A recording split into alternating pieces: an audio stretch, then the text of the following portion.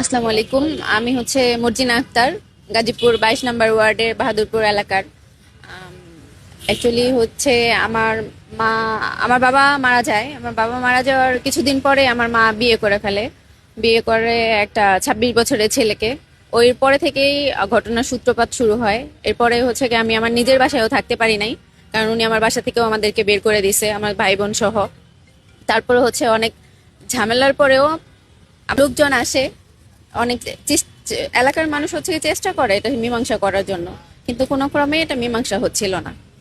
আর উনি বারবার আমাদেরকে হ্যারেজি করতেছিল, ভাই বোন সহ। তারপরে দিয়ে উনি ওনার হাজবেন্ড নিয়ে আলাদা থাকে। কোনো বেশ কিছুদিন আমি ভালো ছিলাম।